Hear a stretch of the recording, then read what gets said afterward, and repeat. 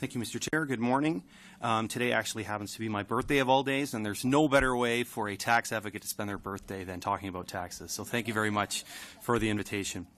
Obviously, with the announcement by the government yesterday and additional details to come this week, the context of the discussion around these changes has changed somewhat.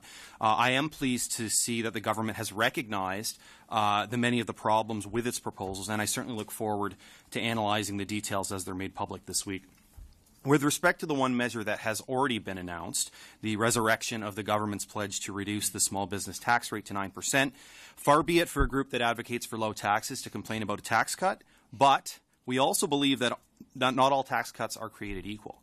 And just as with the previous government, we would have preferred to see lower broad-based tax deductions rather than the panoply of boutique measures introduced, so too we have concerns with the opportunity cost and the unintended consequences of further widening the gap between personal and small business tax rates. Recall, Senators, that by the government's own argument, the main catalyst for embarking on these reforms in the first place was the rapid rise in the number of Canadian-controlled private corporations, or CCPCs, over the last 15 years. The general consensus as to the cause of the rise of the widening of this gap the cause of the rise in the number of CCPCs was the widening gap between personal and small business rates. At higher income levels, the personal income tax rate, marginal rate can be around 50%, whereas the small business rate combined with the provincial rates is much lower, usually around 15%.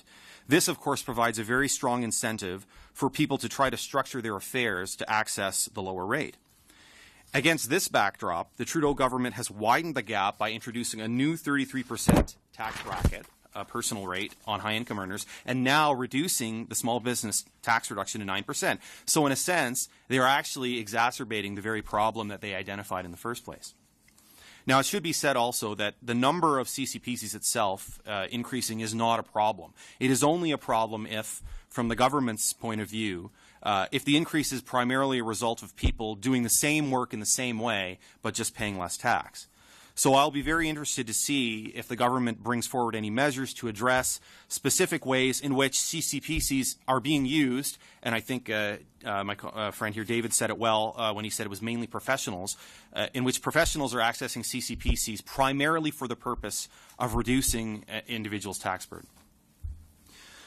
On income sprinkling, the government has suggested that it will put forward a simpler test to determine whether an individual can be paid income from the business.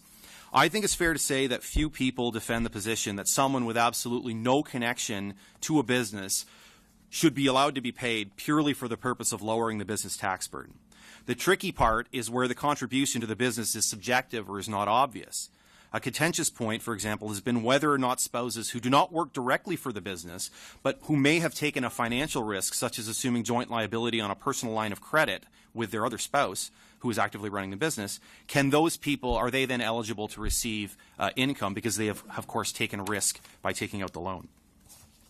On the passive investments issue, I am also encouraged by the fact the government seems to have absorbed the fact that many small business owners use them to fund such things as maternity leaves and retirement, and that taking an aggressive approach to restricting them can have serious negative unintended consequences.